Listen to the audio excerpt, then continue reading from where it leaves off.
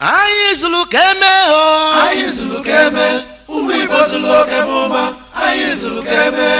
Anyị zulu keme o. Anyị zulu keme. Ndị be anyị zulu keme. Anyị zulu keme. Ndị na-ewele ego Chukwu nyelufa edozi obodo. Fa na-agbapụ mmiri etinye ọkụ anụ ọkpọ n'ụzọ. Ọgaranya lọtalụ ụmụ ogbenye. Maka Chukwu ego ya gaba ericha. Ọ bụla ogidi Ogiriga. Ndi Ogiriga Wara na nwa.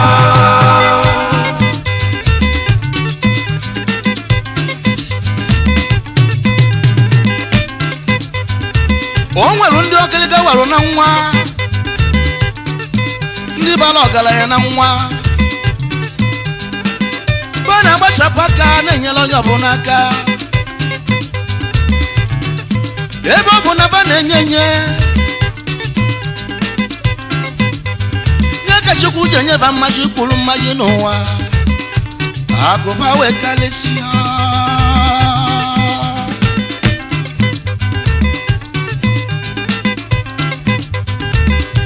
Nze F.I. Onwadike o mere ọha one of osisi na-amị ego ọbụ Igbo ndị mara ọgaranya na nwa. Chivu Cletus Beto Omeka nni of Nnewi ahunga ndị bara ọgaranya na nwa. Chivu Gabriel Chukwuma ezigbo nwa Nnedo n'Igadi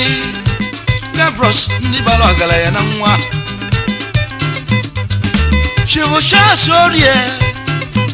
Royal Traditional Prime Minister of Ohio Imo State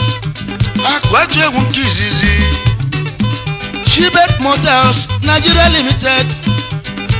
Ogiriga Ọwụwa Eko Chivu Kenneth Uzoho alias Kendo Ohazume Abu Mwaka Nwanne dị namba bụ eze mobire Kenju ndị bara ọgaranya na nwa. Chief Doctor Bedinandi Anaghara iyi one of Uruela Kenelumu Sa Nze GN Hako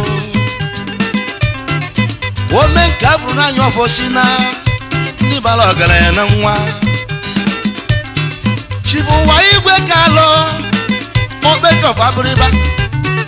Yana Chief Onwuka Kalo Okpuzo Faburiba Ogiriga Ọwụwa Eko Chivu Aike Orangusi Alako Sofisolo Ojemba Nnewi ndị bara ọgaranya na nwa. Chivu Dennis Okafọ eze nwa Chinemelu of Nnewi Kenelemu Chief Aloyimo eze Udene of Nnewi ndị bara ọgaranya na nwa. Aka na bụ Chukwu nyere mmadụ n'ụwa iwele okwu aka wee nye iwele aka nke ọzọ wee nalụ ngozi n'aka Chukwu. Chief Ze Philip Nwosu Godfather agbawo dịka izọfụ mba nọ eribe agwagwa of Igbo land eze mana ọ ga-echi ofosu ama ndị bara ọgaranya na nwa n'ụwa. Chivu Henry Achekwelu ọnọdụ enyi one of Achi Omeka agụ one of Arọ ndị Izuọgụ Ebube Dike one of Isiala Ngwa ndị bara ọgaranya na nwa. Chivu Anthony Eze wepụta Omifukwu one of Ọrụkwu Bright Fusion Motors Nigeria Limited Ogiriga Ọwụwa. Chivu Gori Winu Aiki Ibekwe Ugo one of Okwele anya bulugo yolugo na adafu ugo kwada. Chivu Commerce Nwabeze Maduba Ode Ebube one of Isunjaba Ebube Isu Wekede Ebube ndị bara ọgaranya na nwa. Chivu Hope Uzodimma ọnwa netili ọrọ ọmụma obi ọfọrụ omi ifukwu ọfọlọ ndị bala ọgaranya na nwa Chief Doctor iyu nzeribe ọba awọ mama ekwu emewa n'ọfọlọ kenelu mụ Prince Collins Amukamara eze ama n'ogechi eze kuli ọba awọ mama ndị bala ọgaranya na nwa Chief Engineer Emi Chukwuka ọzọ ekwu eme bụ inyi n'Enugu steeti ndị bala ọgaranya na nwa Ogiriga Chief Henry Ikechukwu ozuru mba nwa n'ofoboro Ogiriga ụwa eko Chief Anayo Nwadike Igbo one of Igbo land ndị bala ọgaranya na nwa Igbo Chief Raphael Shukso Keke Ezo ọnọdụ ụgọfụ Mushu Chief Frank Angunobi Ugoshinyere of Mkwere Chief George Nwokonko Nkukumini na kọrọ of Ntinga Engineer Paul Erinne Ugegbe Anedo ezigbo nwa Okija webia Chief Mike Chinedu Ohiri Chairman Chief Executive Officer Mick Julie Limited Chief Alfonso Sukebulem Ose Ike Agwabata 1 of Osumogu Chairman Chief Executive Nitra OAU International Limited Osike Ibe jamani hakuba kalisuli Unike kike Ibe jamani ibe na galopuma Unekike Fakese kike Papalopo naka Obulo noketo nokia Tu selula Ogiriga bogalanya Ndogiriga walunangwa Chief Victor Kabo Ndogiriga walunangwa Ezeko one of Igbo lande Ndogiriga walunangwa Ndi bala ọgaranya na nwa Ndogiriga walunangwa Prince Akoeze Ndogiriga walunangwa Engineer Koeze Ndogiriga walunangwa Chief Eze n'ugbo Ndogiriga walunangwa Ndi bala ọgaranya na nwa Ndogiriga walunangwa Ogiriga bogalanya Ndogiriga walunangwa Chief Reginald Amadi Ndogiriga walunangwa Ugobeze one of Mbise Ndogiriga walunangwa Ugobeze ndi bala ọgaranya na nwa Ndogiriga walunangwa Chief Samu Mendu Ndogiriga walunangwa Ọmọnetili Ọrọbọgidi Ndogiriga Eze nwa mmadụ walunangwa ndị bala ọgaranya na nwa Ndogiriga walunangwa Ogiriga bogalanya Ndogiriga walunangwa Chief Mike Ọkpala Ndogiriga walunangwa Ichere mba ukwu Ndogiriga walunangwa ndị bala ọgaranya na nwa Ndogiriga walunangwa Grand Prince Nwobodo Ndogiriga walunangwa Prince Makarinze Ndogiriga walunangwa Akụnesobike ọfụkpọ Ndogiriga Alụsị walunangwa ndị bala ọgaranya na nwa Ndogiriga walunangwa Isegonus Okoro Ndogiriga walunangwa Agonus Ugodiọha mma Ndogiriga walunangwa mba ọfụ Mbaise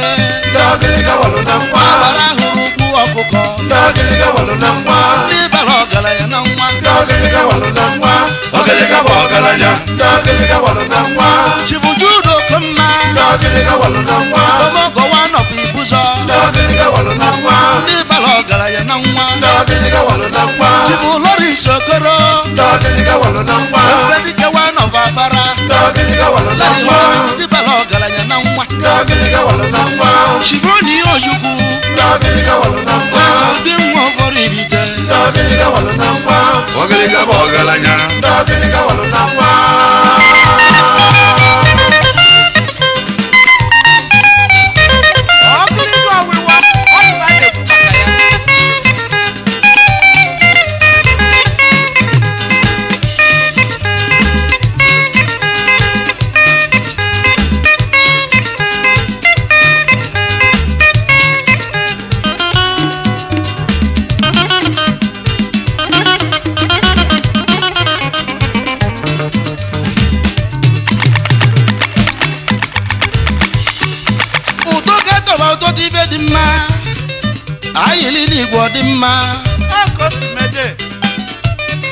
eji nwa dibịa ne mgbọrọgwụ ebedu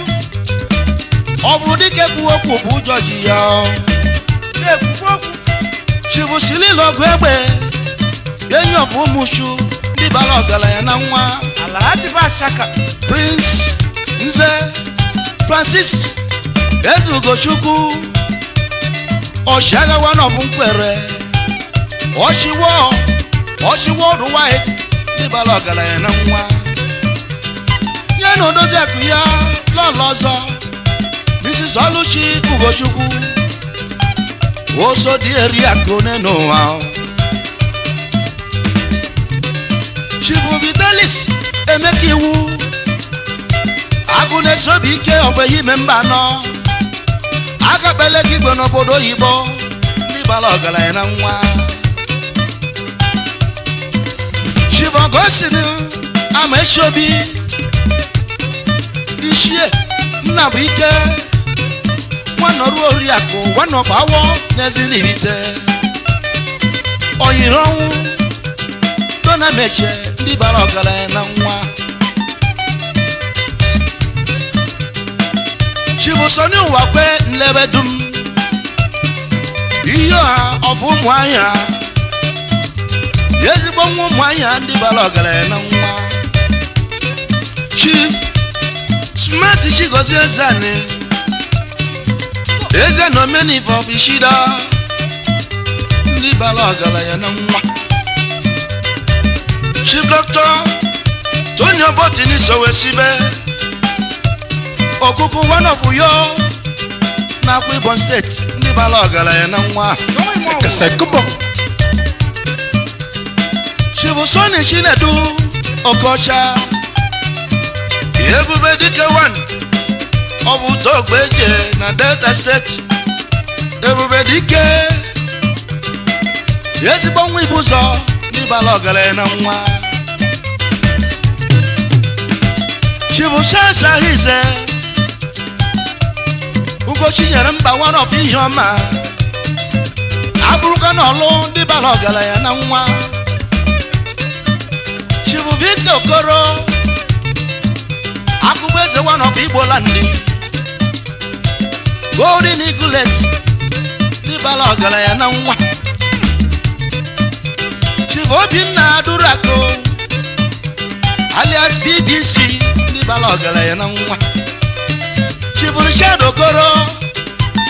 afa one of Afara Ogiriga Wara Eko Chief Samuel Suji Okubanego ozuru mba one of Ata Ogiriga Wara Chief BC Duru Odejinjim of Igbo Land ndị bara ọgaranya na nwa ewele nke mbụ onye eze Chief Elu Dikocha ọnwa na-etu ha one of ahịa Zumbise ndị bara ọgaranya na nwa Chief Vincent Ejikeme eze ukwu Odenigbo ọbọkwudo ndị bara ọgaranya na nwa Chief Vitalis Ugo oputo bi ọbọkwudo eti okweri okwe ndị bara ọgaranya na nwa eti okweri okwe Chief Steve Ibesim Oscar Ja Oja Agbarisu ndị bara ọgaranya na nwa Ibeja mandi agụba kalisili Bulike kike Ibeja mandi ibe na agala okuma Bule kike Pagase kike Pagmalofo naka Apolo naketo nakia Toselula Ogiriga Bogalanya Ndogiriga Wara na nwa Chief no Kavo Ndogiriga Wara na nwa Olumo Potobie Ndogiriga Wara na nwa Potobie ofi yoma Ndogiriga Wara na nwa ndị bara ọgaranya na nwa Ndogiriga Wara na nwa Chief Polycarp Mogalo Ndogiriga Wara na nwa Omero Abide na nsa Ndogiriga Wara na nwa ndị bara ọgaranya na nwa Ndogiriga Wara na nwa Ogiriga Bogalanya Ndogiriga Wara na nwa Chiverik Amadi Ndogiriga Wara na nwa ụzọ bụ ụzọ agba Ndogiriga Wara na nwa ndị bara ọgaranya na nwa Ndogiriga Wara na nwa Chief Boniface ụzụ Ndogiriga Wara na nwa ndị mba ọfụ nubi Ndogiriga Wara na nwa ndị bara ọgaranya na nwa Ndogiriga Wara na nwa Inspires Ogiriga Wara na nwa na-eche enyi ọkụ ihe ala Ndi Ogiriga Wara na ayọ nwa na ndị bara ọgaranya na nwa Ndi Ogiriga Wara na nwa Ogiriga bụ ọgaranya Ndi Ogiriga Wara na nwa ichoku nọ n'ụlọ mana ụgbọenyi ya na-azụ n'aja chibu Celestin Tagbo mmiri na-ezolọra wanọkụ mụla eri ndị bara ọgaranya na nwa kedu maka chibu Steve Ibegbu omelọra wanọkụ Ogidi Woodpeckers aka na-alụ oche dị mma n'ụwa ndị bara ọgaranya na nwa chibu Kingsley Okafọ omihi ukwu wanọkụ ihe ọma Ogiriga ọwụwa ezigbo nwa ụmụnya na ịgadị Chris Chinedu onye kwuru je ndị bara ọgaranya na nwa ya na odozi akụ ya Mrs. Linda onye kwuru je Chifu Martin Nwadike ichie gburugburu ọkụ Igbo Land ndị bara ọgaranya na nwa Chief Dr. Chris Udemezue aka jako one of Okuzu Ogiriga ọwụwa eko Chief Dan Okwesi ọkwa oge Keneze ọfụmụla eri ezigbo nwa ndị bara ọgaranya na nwa Chief Uche Samuel Nwoko Sam Bright traditional prime minister of Umuovo ọkụ na General of Old Umuahia kenelu Chief Emmanuel of Isiala Ngwa Chief Reggae Chairman Managing Director Service Station Hotels ni Lasamaja Lagos Engineer Chief Ika Chibu Akasha nwata one of Mkwere nwanne mmadụ ọgaranya na nwa Chief Okechukwu onye ji akọ Omego one of Igbo Okemat Nigeria Limited Prince Haro sie jesie ogwu ndị bara ọgaranya na nwa Renosin Distillers aka na-esi mmanya oyibo dị mma ezigbo nwa ihe ala na ịga dị o Fada Chief Linus Ibejika Ogwefome ka nne ya ndị bara ọgaranya na nwa Chief Ike Louis Enwegbara ke Louis aka jikọ one of ihe ala ndị bara ọgaranya na nwa Chief Alaichus ndị bụ eze Idu Ugochi nyere ọgụ ihe ala Sa London Matata Ogiriga ọwụwa eko Chief Ogosi Nokoli Idu Ezudo one of ihe ala Dimo yimiri ndị bara ọgaranya na nwa Chief Isaac Nwabese Ọhazulike Idu Omero one of ihe ala kenelu Chief Eyo Ọhazulike Ogweko Menife Obusa kwa ihe ala ndị bara ọgaranya na nwa Chidu Mokwechi Benchis Holdings Limited Ogiriga ọwụwa Chief Uchenna Onyebeke ọkwara Chigozie one of Akpo Ibo bụ na na-ememe nwanyị adịrị manye nwe n'isi Princess Njideka ndị iwe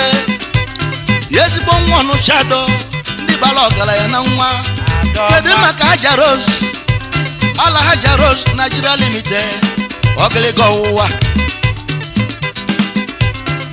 Ibeji amandi agụba kalisili Bulike kike Ibeji amandi ibe na-agala ọfụma Bulekike Bakese Bakpala ọfọnaka Ọbụlụ nọkịa to nọkịa To senụla Ogiriga bụ ọgaranya Ndị Ogiriga Wara na nwa